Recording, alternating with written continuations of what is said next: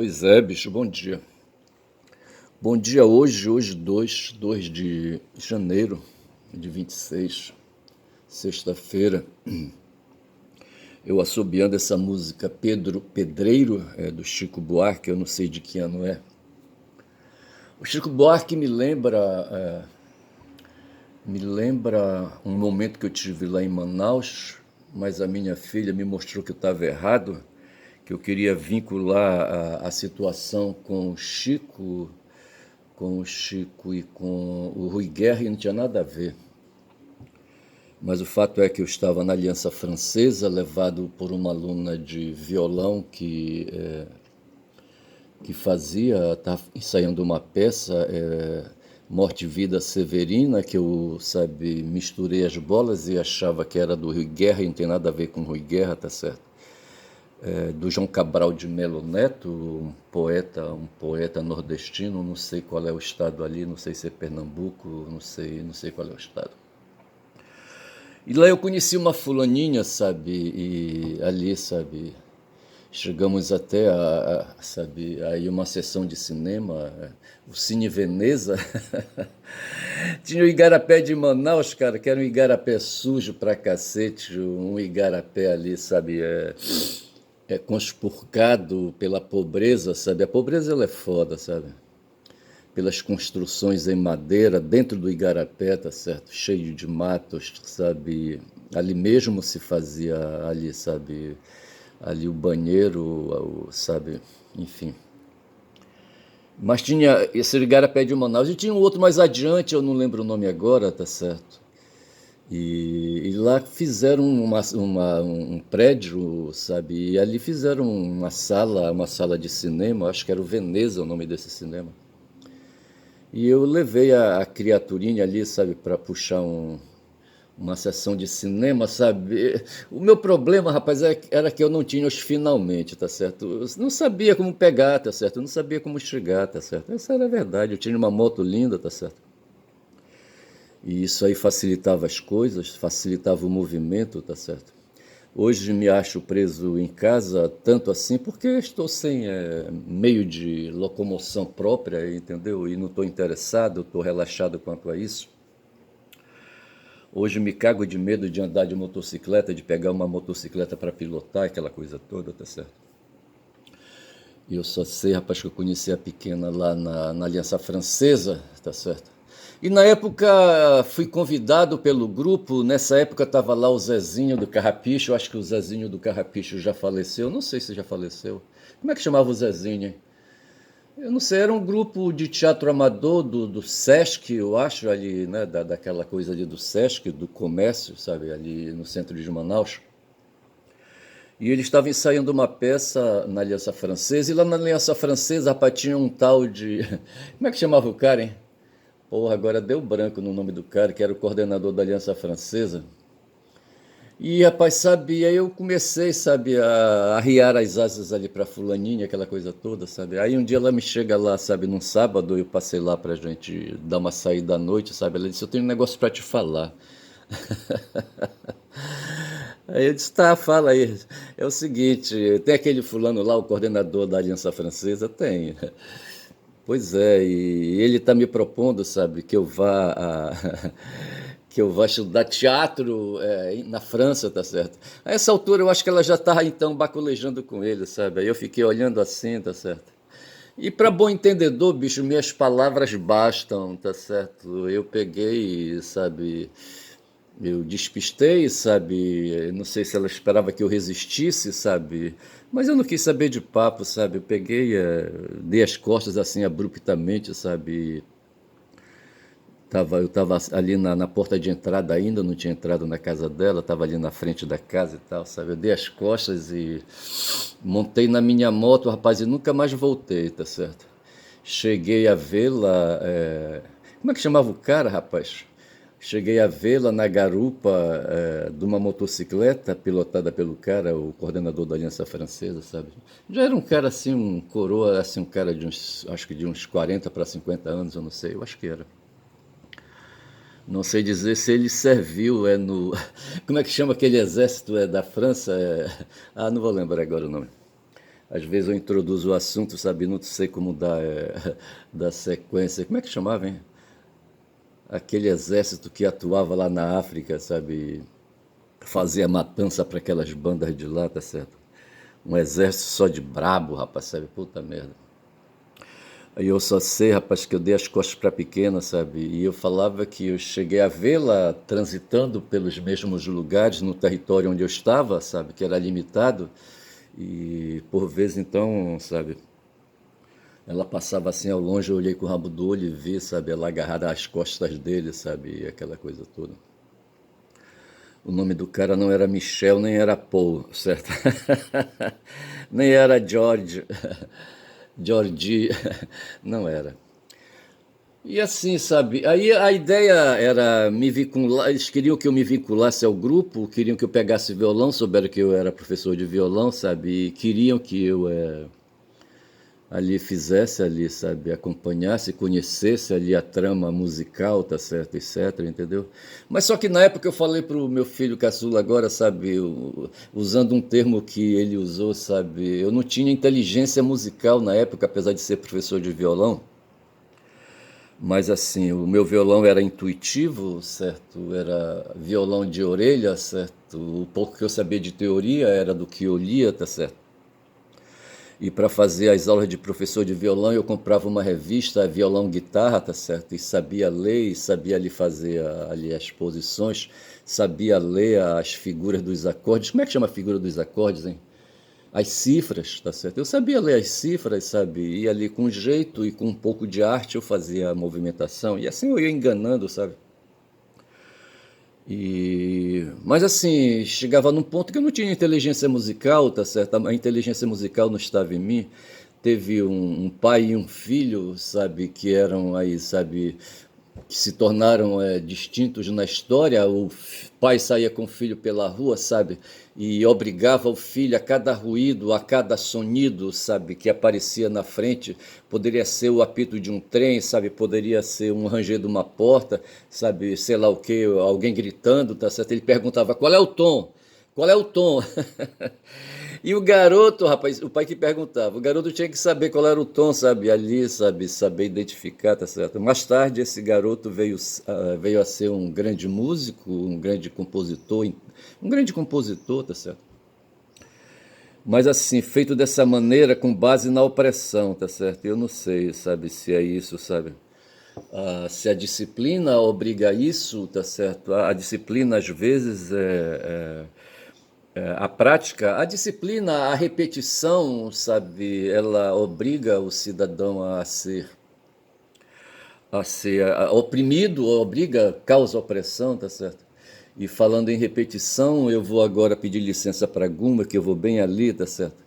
Como era o nome do cara da moto? Eu não vou lembrar, mas vou pedir licença para Guma, que eu quero ir bem ali. Eu quero falar de um cara chamado Gilles Deleuze, tá certo? O Gilles Deleuze O Gilles Deleuze foi um francês que eu conheci através da aproximação que eu tinha com uma figura que estudava aí, culturalismo, multiculturalismo na área de pedagogia, tá certo? E eu conheci os pós-modernos e ficava assim olhando, sabe, com o nariz torcido para essa literatura aí dos pós-modernos franceses. Os franceses, rapaz, sempre foram do contra, tá certo? Eles estavam ali na Europa, estão na Europa bem no meio, tá certo? À direita tem os germânicos e à esquerda tem os anglo-saxões, tá certo? E mais embaixo deles ali tem os anglo-saxões que foram para a América, tá certo? E aí, sabe, os franceses odeiam os que estão à direita, os que estão à esquerda e os que estão lá embaixo. Por um motivo meramente tribal, rapaz, um bando de tribalistas ali, tá certo? Porra, bicho. Os franceses foram gauleses no passado, sabe, atormentados pelo Júlio César, tá certo? Porra. E eles então, sabe, ali dentro, ali, sabe, e sendo uma tribo, sabe, e uma tribo se tornaram ali, sabe, diferentes, sabe. E surge um cara aí, sabe, o tal de Gilles Deleuze, tá certo? E hoje eu estava com o smartphone na mão e bisbilhotando ali a internet, caiu um escrito sobre o Gilles Deleuze, certo? falando dele e do Félix Guattari, sabe, que foram dois filósofos aí, tá certo? E de certa forma, essa literatura ela me interessa, mas eu não tenho profundidade, tá certo? E o texto que eu li sobre Gilles hoje de manhã falava de questões estruturalistas, eles próprios é pós-estruturalistas, tá certo? Mas guarda e por isso eu guardo um afeto por ele, sabe? Por ele aproximar Marx e Freud, sabe, na teoria dele, tá certo? Se você quiser o meu desprezo, sabe, despreze Marx, rapaz, que aí, olha, não conte comigo, tá certo? Puta merda. E por isso o Gilles, sabe, me provoca a fazer uma leitura, sabe, tem umas figuras aqui que estão próximas dele, tá certo? Umas figuras conhecidas aqui, tá certo? Por exemplo, é o Jacques Lacan, tá certo? Que é psicanalista, o Michel Foucault, Jacques Derrida é outro também que eu conheci, tá certo? O Guattari foi companheiro de escrito dele, o Jean Baudrillard também, tá certo? E ali, pelo que eu pude ver rápido, tá certo? Eles falam dessa questão aí de essência e aparência, de identidade e diferença, tá certo? Então veja, no mundo os seres, na sua pluralidade, sabe, são essências, são substâncias, tá certo? São identidades, tá certo? Agora, a identidade é o ser em si, tá certo? O indivíduo em si, tá certo?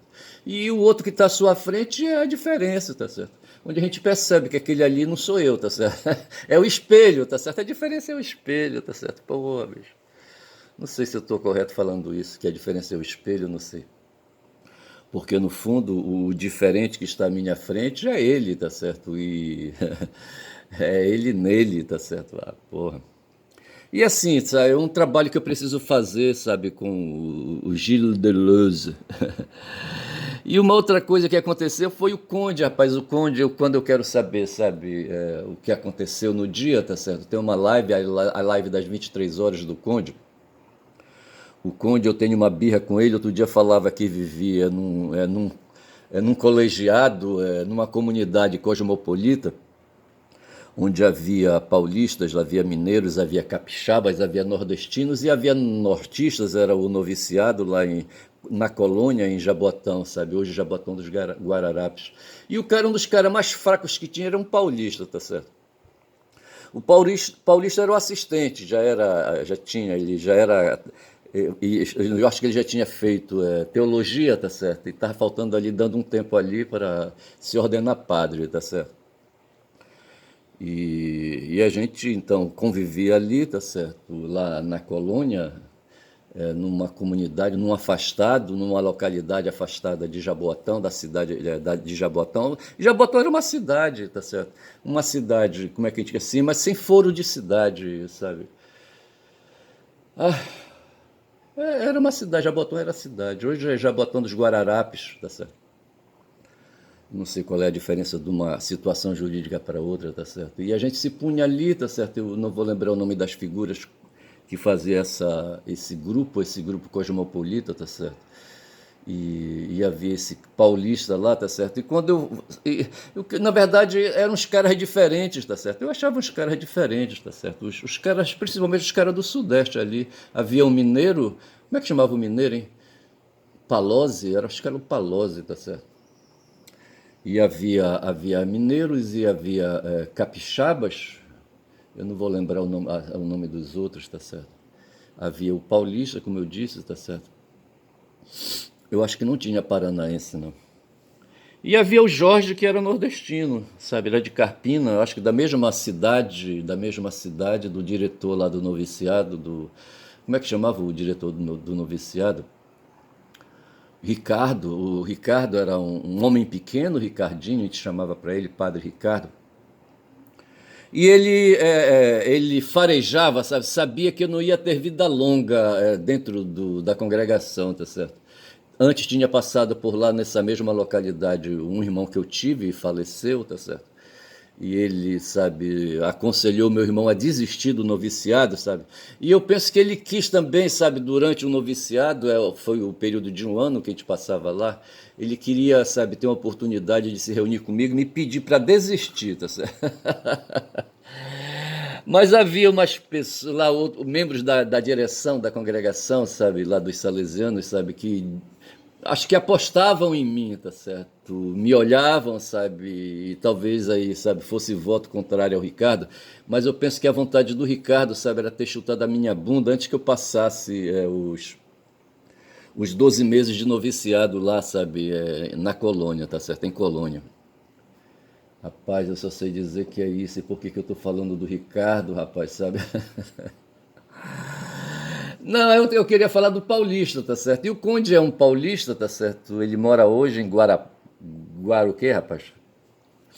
Guarapava? Guarapuava? Eu não sei se é assim que chama, não sei se é isso, tá certo? Mas ali ele tá no interior de São Paulo, tá certo? E de lá ele faz as lives dele, tá certo? E a aproximação que ele tem comigo e eu com ele é que ele é formado em letras, tem o curso de letras e desenvolveu um pouco mais e chegou a fazer mestrado e doutorado e aquela coisa toda. E por isso ele se intitula linguista, tá certo? Mas assim, o que eu percebo é que ele sendo da área de letras, tá certo? Não tem profundidades em outras áreas, tipo assim, na área da sociologia, da ciência política, essas coisas assim.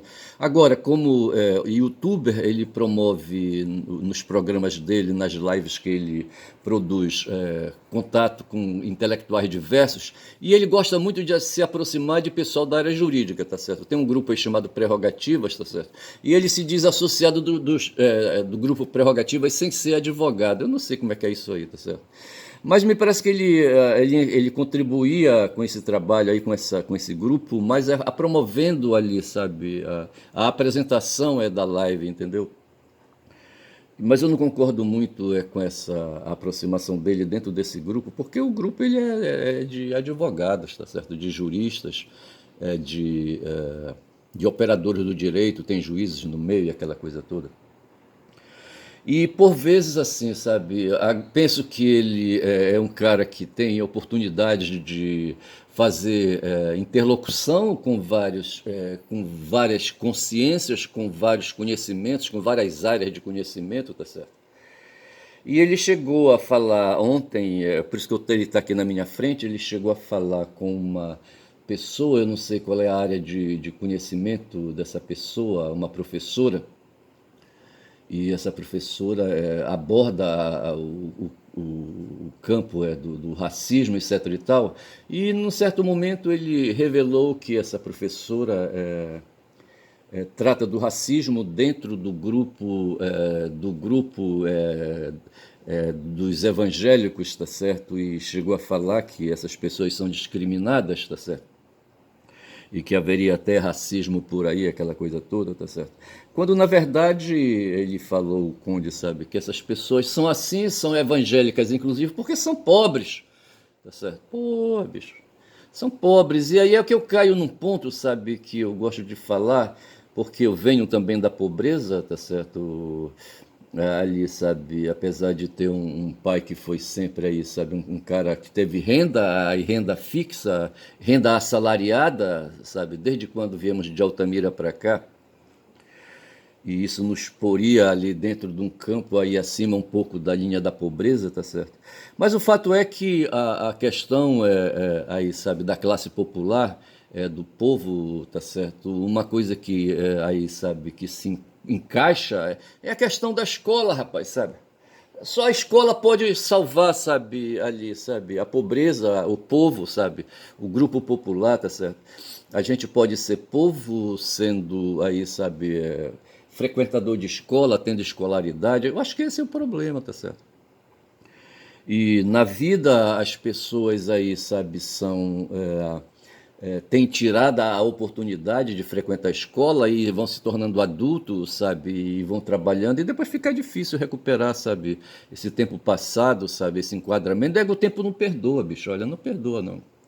E a mentalidade, sabe, o pensamento, a inteligência, ela tem essas dificuldades aí. Quando ela não é operada num tempo, sabe, de amadurecimento, sabe, num tempo de evolução biológica, tá certo? Fica difícil mais tarde você acionar a inteligência e tentar resgatar, sabe, o tempo perdido, tá certo? e as experiências perdidas, e as práticas perdidas, sabe, com a inteligência, o exercício, a disciplina com a inteligência, essas coisas assim, eu acredito nisso, tá certo? Fica difícil. Aí essas pessoas vão se ocupando com outras coisas, aí nesse momento que aparece o pastor evangélico, o padre também, tá certo? Mas o pastor evangélico sujeita, sabe, aquelas pessoas a uma escravidão, a um regime de escravidão, e eu penso então, sabe, que os pobres, sabe, que se dedicam, sabe, a essas situações aí de, sabe, de sujeição, sabe, porra, é uma espécie de escravidão, bicho, sabe? Aí, uma escravidão é que tá, puxa um pouco do econômico ali, tá certo? Mas no campo da crença, tá certo? Eu penso que essa relação que existe, que a professora chama de racismo, tá certo? Eu diria que é escravidão, tá certo? Que é escravidão, sabe? O pastor que aí, sabe, se aproveita da condição da falta de escola, da falta, sabe? E até mesmo de uma condição econômica melhor, tá certo? Para impor, sabe? Para impor crença, sabe? Para impor medo nas pessoas, para impor sujeição, tá certo? Para impor dominação. Pô, cara. Aí chega no ponto que o pastor se torna o Malafaia, tá certo? Que faz um discurso aí, que faz uma pregação, como é que eles chamam? É, o pastor, o que é que ele faz, hein, quando ele fala? Não é pregação, tá certo? Porra, bicho. Aí onde ele, sabe, defende a obrigação, faz citação do Velho Testamento, tá certo? Aplica noções de biblicismo, como diz o Adriano Viaro, tá certo? E defende ali o pagamento, sabe, de imposto, sabe, de tributo, de tributo a Deus, né, que é a porra daquela contribuição, sabe, que o fiel dá, tá certo? Eu me lembro da minha mãe trazendo de casa um carnê, sabe, para pagar ali, recolher, sabe, o carnê na igreja, tá certo? Recolher ali uma contribuição ao padre, tá certo? Porra, bicho, o dízimo, tá certo? E o Malafaia fazendo ali uma defesa acirrada do dízimo, sabe? É como pedir pix hoje na internet, tá certo? Porra, bicho. Aí é foda, tá certo? Aí é foda. São 23 minutos de vídeo e eu aqui enrolando. Então, assim, o Conde falou, o que me chamou a atenção foi isso. Eu queria fazer essa abordagem aí, tá certo? Quando se diz aí os pobres de direita, aquela coisa toda, tá certo? Para mim, sabe, são fraquezas, são insucessos, sabe, são fragilidades do ser humano, tá certo? Que vão perdendo devido à força da economia, sabe? Não tanto a questão do identitarismo, para mim isso aí é lateral, tá certo? Para mim é questão econômica mesmo, porra, sabe? Não ter dinheiro, não ter meio aí, sabe? A dificuldade que é criada, que é operada, sabe? Para te colocar naquela condição de desprovido de grana, essas coisas assim, tá certo? Então agora eu saio daqui e já chega. Mas eu gostei da fala do Conde, tá certo? Pô, foi legal. Eu pulei fora do YouTube, tinha outras coisas que eu queria falar no YouTube. Deixa eu me ver se eu acho aqui. Deixa eu me ver aqui. Eu acho que é aqui. No meu canal, tá certo? Teve umas coisas outras aí, sim. Sim, tem uma outra coisa, sabe, que me impressionou a madrugada, durante a madrugada, cara, cacete, sabe? Que foi tem um canal, sabe, de história, tá certo? Deixa eu me ver se eu acho aqui. Não sei se eu vou achar, arquivo History, certo? Onde esse cara, acho que a foto aqui é de um avião da Segunda Guerra Mundial, o B-52, eu acho, um avião de guerra poderoso, certo? Uma máquina de guerra poderosa, certo? Onde essa máquina ela operou, eu acho que ela operou na Europa e operou no Japão, e ela se tornava aí uma nave de guerra poderosa porque ela subia, ela ganhava altura, tinha 4 motores, tá certo? E andava, sabe, acima dos aviões de guerra menores ali que poderiam fazer um ataque, tá certo?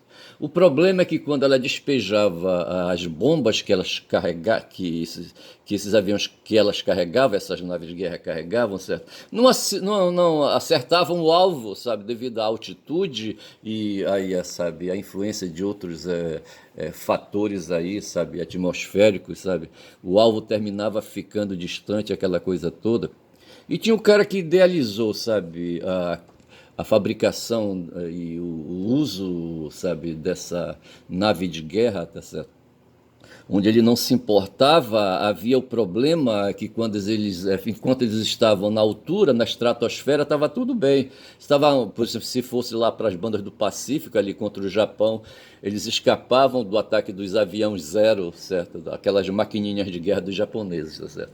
E os japoneses o que é que faziam? Eles se aproximavam lá do local, sabe? Tinha lá uma base aérea de Guam, tá certo? Aí os Zero iam para lá, ficavam ali, sabe, caçando por perto. Quando as fortalezas voadoras baixavam, sabe, saíam das estratosferas, aí os Zero atacavam, sabe, e o pau comia ali, tá certo? E eles perdiam a tripulação, eram quase 10, sabe, ali dentro, navegando, sabe, dentro daquele avião, sabe, e o avião quando caía eram 10 vidas que se perdia. E essa estatística aí das mortes, desses 10 aí, são 26 minutos de vídeo, sabe?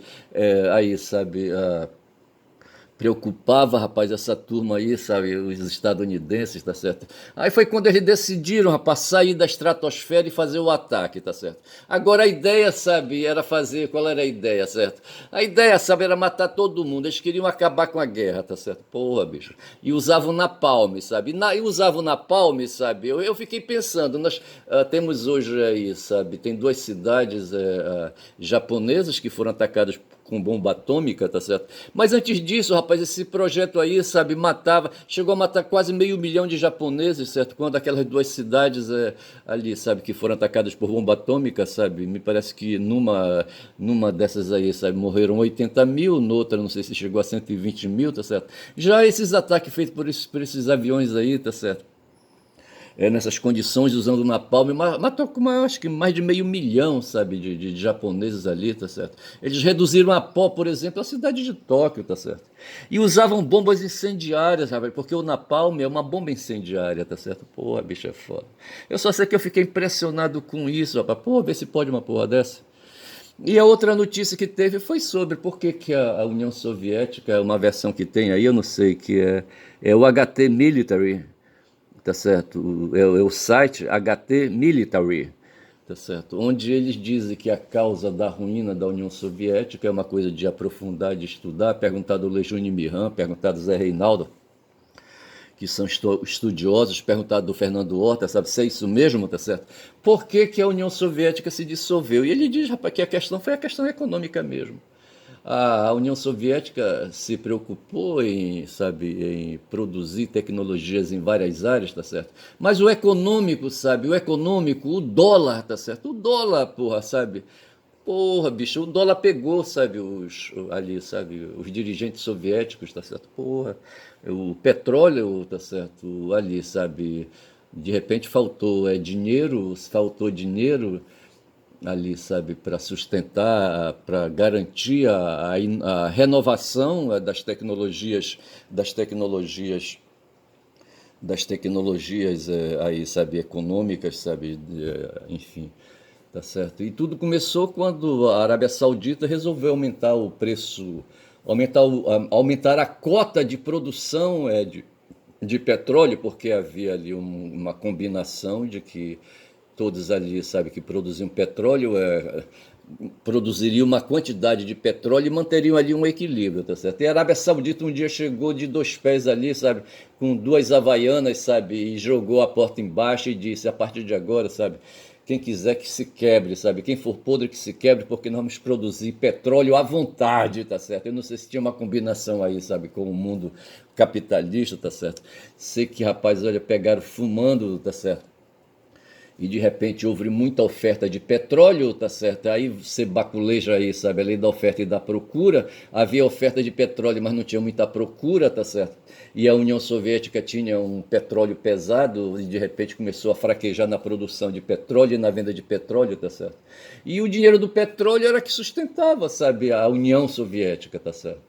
A União Soviética emprestava dinheiro para os países que faziam parte da República, os países satélites, tipo Polônia, Romênia, aquela coisa toda, tá certo? E de repente esses países aí começaram também a fraquejar, tá certo? E tudo isso aí levou, sabe? Para mim isso tudo foi urdido, tá certo? Mas fica também essa coisa aí para ser estudada, tá certo? Quando já são 30 minutos de vídeo, bicho, eu vou ficando por aqui, tá certo? Eu acho que eu vou chamar esse vídeo de URSS, tá certo? Só para invocar para chamar a atenção para essa crise braba, sabe, do que o mundo passou, tá certo? E do que a gente está passando hoje aqui no Brasil, é por isso que o Lula pega leve, que ele não é besta, tá certo? Fico por aqui, meu nome é Ernesto Caboclo Falador, mudei de nome, viu? Não sou mais Ernest, não. Sou Ernesto Caboclo Falador, tá certo? Quem fala muito dá bom dia cavalo. Bom dia.